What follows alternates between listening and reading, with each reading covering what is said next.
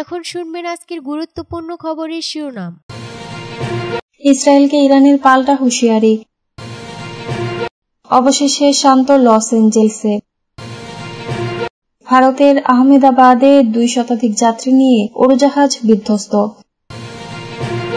Israeli হামলার গোপন তথ্য ফাঁস, CIA বিশ্লেষকের 37 মাসের জেল। যুদ্ধের কারণে বিশ্বে বাস্তুচ্যুত মানুষের সংখ্যা অসহনীয় পর্যায়ে, UNHCR। আহমেদাবাদে বিধ্বস্ত উড়োজাহাজের কোনো আরোহী বেঁচে নেই। ডক্টর ইউনুসকে হারমোনি অ্যাওয়ার্ডে ভূষিত করলেন রাজা তৃতীয় চার্লস। ইসরায়েলকে ইরানের পাল্টা হুঁশিয়ারি। বৃহস্পতিবার নিউ ইয়র্ক টাইমের এক প্রতিবেদনে বলা হয়েছে, ইসরায়েল ইরানের উপর হামলা চালানোর জন্য প্রস্তুতি বলে ইঙ্গিত দিয়েছেন যুক্তরাষ্ট্র ও ইউরোপের কর্মকর্তারা। এর ফলে কূটনৈতিক মহলে উদ্বেগ ছড়িয়ে পড়েছে। এর জবাবে ইরানের ইসলামী বিপ্লবী গার্ড বাহিনীর IRGC প্রধান মেজর জেনারেল হোসেইন ইসলামী ইহুদিবাদী ইসরায়েলকে কঠোর হুঁশিয়ারি দিয়েছেন। বলেছেন, ইসরায়েল যদি সামান্যতম ভুলও করে তাহলে তা হবে ইতিহাসে শিক্ষণীয় এক ঘটনা। তিনি জোর দিয়ে বলেন, ইসরায়েলে যে কোনো আগ্রাসনের জবাবে ইরান ট্রু প্রমিস অভিযানগুলোর চেয়েও বেশি শক্তিশালী প্রতিক্রিয়াই জানাবে। এদিন ইরানি রাষ্ট্রীয় সম্প্রচার সংস্থা IRIB কে দেওয়া এক সাক্ষাৎকারে সালামি এসব কথা বলেন। তার ভাষায়, যদি জায়োনিস্টরা সামান্যতম ভুল করে বসে তারা ইতিহাসে এক শিক্ষণীয় পরিণতির মুখোমুখি হবে। আমাদের প্রতিক্রিয়া অতীতের যে কোনো অভিযানের চেয়ে ভয়ঙ্কর হবে। এর আগে বুধবার মন্ত্রিসভা বৈঠকের ফাঁকে সাংবাদিকদের সঙ্গে কথা বলেন ইরানের প্রতিরক্ষা মন্ত্রী ব্রিগেডিয়ার জেনারেল আজিজ নাসিরজাদে। ওই সময় তিনি বলেন, আমরা চাই আলোচনার মাধ্যমে চলমান সমস্যার সমাধান হোক। আজিজ নাসিরজাদে আরো বলেন, যুদ্ধ শুরু হলে যুক্তরাষ্ট্রকে এ অঞ্চল ছাড়তে হবে।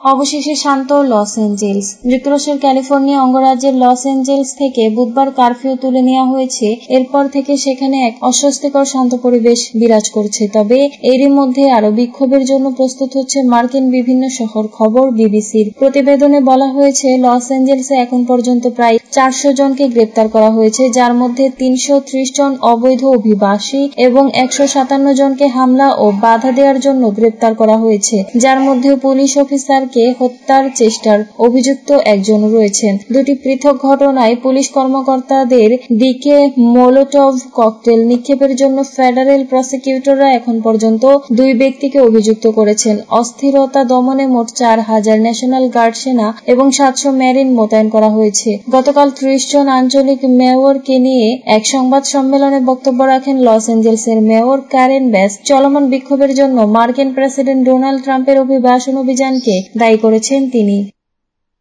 ভারতের আহমেদাবাদ 2 শতাধিক যাত্রী নিয়ে উড়োজাহাজ বিধ্বস্ত।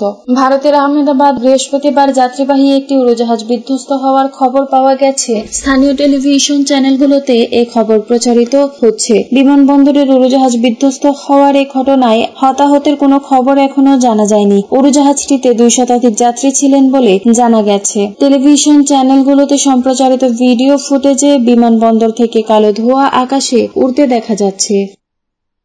ইসরায়েলি হামলার গোপন তথ্য ফাঁস, CIA বিশ্লেষকের 37 মাসের জেল। ইরানের উপর ইসরায়েলের সম্ভাব্য পাল্টা সামরিক হামলা বিষয়ক মার্কিন টপ সিক্রেট নথি ফাঁস করায় যুক্তরাষ্ট্রের সাবেক CIA বিশ্লেষক আসিফ রহমানকে 3 বছর 1 মাসের 37 মাস কারাদণ্ড দিয়েছেন আদালত। বুধবার এক বিবৃতিতে এ তথ্য জানিয়েছে মার্কিন বিচার বিভাগ। ওয়াশিংটন থেকে FBI খবর জানায়, 34 বছর বয়সী আসিফ রহমান 2016 সাল থেকে সেন্ট্রাল ইন্টেলিজেন্স এজেন্সি CIA তে কাজ করেছিলেন এবং তার ছিল টপ সিক্রেট নিরাপত্তার ছাড়পত্র। FBI গত নভেম্বর মাসে তাকে কম্বোডিয়ায় গ্রেপ্তার করে। চলতি বছরের জানুয়ারিতে ভার্জিনিয়ার একটি ফেডারেল আদালতে আসিফ রহমান জাতীয় নিরাপত্তা সংক্রান্ত তথ্য ইচ্ছাকৃতভাবে নিজের কাছে রাখার ও অন্যদের কাছে পাঠানোর 2 অভিযোগে দোষ স্বীকার করেন। এসব অপরাধের তার সর্বোচ্চ 20 বছরের জেল হতে পারত। ঘটনার পেছনের প্রেক্ষাপট, হামাস ও হিজবুল্লাহ নেতাদের হত্যার জবাবে ইরান গত 1 অক্টোবর ইসরায়েলে প্রায় 200 2টি ক্ষেপণাস্ত্র ছুড়ে। এরপর অক্টোবরের শেষ দিকে ইসরায়েল ও ইরানে পাল্টা সামরিক হামলা চালায়। আদালতের নথি অনুসারে 17 অক্টোবর আসিফ 2টি টপ সিক্রেট নথি প্রিন্ট করেন। নথিগুলো ছিল যুক্তরাষ্ট্রের একটি মিত্র দেশের এবং তাতে ছিল এই মিত্র দেশটির শত্রুর বিরুদ্ধে সামরিক কার্যক্রমের পরিকল্পনা। এরপর আসিফ সেগুলোর ছবি তুলে কম্পিউটারে সম্পাদনা করে উৎস গোপন রাখার চেষ্টা করেন। তারপর সেই নথিগুলো তিনি এমন কিছু ব্যক্তিদের পাঠান যাদের সেগুলো দেখার অনুমতি ছিল না। সবশেষে অফিসে এই কাগজগুলো কেটে ফেলেন। যুদ্ধের কারণে বিশ্বে বাস্তুচ্যুত মানুষের সংখ্যা অসহনীয় পর্যায়ে। ইউএনএইচসিআর যুদ্ধ, সহিংসতা ও নিপীড়নের কারণে বিশ্বজুড়ে বাস্তুচ্যুত মানুষের সংখ্যা অসহনীয় হারে পৌঁছেছে। বিপরীতে বাস্তুচ্যুত মানুষের জন্য মানবিক সহায়তার তহবিল দ্রুত কমছে। বিশ্বে গত এক দশকে বাস্তুচ্যুত মানুষের সংখ্যা প্রায় দ্বিগুণ হয়েছে।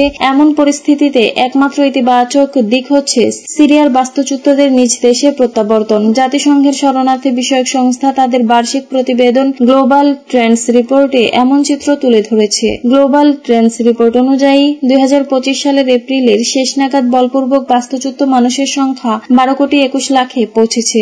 গত বছর একই সময়ে যা ছিল 12 কোটি। এই সংখ্যা প্রায় এক দশক ধরে প্রতি বছর শরণার্থী ও জোরপূর্বক বাস্তুচ্যুত মানুষের সংখ্যা বৃদ্ধির বিষয়টি তুলে ধরে। এই বাস্তুচ্যুতির প্রধান কারণ হল সুদান, মিয়ানমার ও ইউক্রেনের মতো বড় সংঘাত এবং যুদ্ধ থামাতে ক্রমাগত ব্যর্থতা। জাতিসংঘের শরণার্থী বিষয়ক হাই কমিশনার ফিলিপ্পো গ্র্যান্ডি বলেন, আমরা আন্তর্জাতিক সম্পর্কের ক্ষেত্রে এক তীব্র অস্থিরতার সময়ে বাস করছি, যেখানে আধুনিক যুদ্ধ বিগ্রহ এক ভঙ্গুর মর্মন্তুদ পরিস্থিতি তৈরি করেছে, তীব্র মানবিক দুর্ভোগ যার সাক্ষ্য দেয়। শরণার্থী ও জোরপূর্বক বাস্তুচ্যুত মানুষের জন্য শান্তি ও টেকসই সমাধানের লক্ষ্যে আমাদের প্রচেষ্টা আরো জোরদার করতে হবে। বলপূর্বক বাস্তুচ্যুত মানুষের মধ্যে রয়েছে নিজ দেশের অভ্যন্তরে সংঘাতের কারণে বাস্তুচ্যুত মানুষ, যাদের সংখ্যা 2024 সালের শেষ নাগাদ 63 লাখ বেড়ে 7 কোটি 35 লাখে দাঁড়িয়েছে। আর দেশ ছেড়ে পালিয়ে যাওয়ার শরণার্থী হয়েছে 4 কোটি 27 লাখ মানুষ।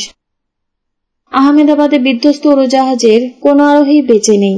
ভারতের গুজরাট রাজ্যের আহমেদাবাদে বিধ্বস্ত উড়োজাহাজের সব আরোহী নিহত হয়েছেন। ভারতীয় সংবাদ মাধ্যম ইন্ডিয়ান এক্সপ্রেসকে এই তথ্য জানিয়েছে পুলিশ। উড়োজাহাজটি আহমেদাবাদের সর্দার বল্লভভাই প্যাটেল আন্তর্জাতিক বিমানবন্দর থেকে আজ বৃহস্পতিবার বেলা 1:39 লন্ডনের গ্যাটউইক বিমানবন্দরের উদ্দেশ্যে উড্ডয়ন করে। বোয়িং 787 থেকে 8 ড্রিম লাইন উড়োজাহাজে মোট 242 জন আরোহী ছিলেন। তাদের মধ্যে 2 জন পাইলট ও 10 জন কেবিন ক্রু। যাত্রীদের মধ্যে 169 জন ভারতীয়, 53 জন ব্রিটিশ নাগরিক, 1 জন কানাডীয় নাগরিক এবং 7 জন পর্তুগালের নাগরিক ছিলেন। ফ্লাইট রাডারের তথ্য অনুযায়ী উড়োজাহাজটি উড্ডয়নের কয়েক সেকেন্ডের মধ্যে সেটি থেকে সংকেত পাঠানো বন্ধ হয়ে যায়। সে সময় উড়োজাহাজটি 625 ফুট উপরে উড়ছিল। উড়োজাহাজটি আহমেদাবাদ বিমানবন্দরের কাছে একটি আবাসিক এলাকায় পড়েছে। ফ্লাইটটি পরিচালনাকারী বিমান পরিবহন সংস্থা এয়ার ইন্ডিয়া এক বিবৃতিতে বলেছে, আহমেদাবাদ থেকে লন্ডন গ্যাটউইক বিমানবন্দরগামী ফ্লাইট AI-171 আজ 12 জুন 2025 তারিখে দুর্ঘটনার শিকার হয়েছে। বিধ্বস্ত হওয়া এয়ার ইন্ডিয়ার এই ফ্লাইটের যাত্রী ও তাদের পরিবারের প্রতি সমবেদনা প্রকাশ করেছেন যুক্তরাজ্যের প্রধানমন্ত্রী কিয়ার স্টারমার। ডক্টর ইউনুসকে হারমোনি অ্যাওয়ার্ডে ভূষিত করলেন রাজা তৃতীয় চার্লস। মানুষ ও পরিবেশের মধ্যে শান্তি, স্থায়িত্ব ও সম্প্রীতি প্রতিষ্ঠায় আজীবন প্রচেষ্টার স্বীকৃতি স্বরূপ প্রধান উপদেষ্টা অধ্যাপক মোহাম্মদ ইউনুসকে মর্যাদাপূর্ণ হারমোনি পুরস্কার 2025-এ ভূষিত করেছেন রাজা তৃতীয় চার্লস। রাজা চার্লস 2024 সালের জুনে প্রকৃতির সাথে সামঞ্জস্যপূর্ণ জীবনযাপন উদযাপন করতে এই নতুন পুরস্কার চালু করেন।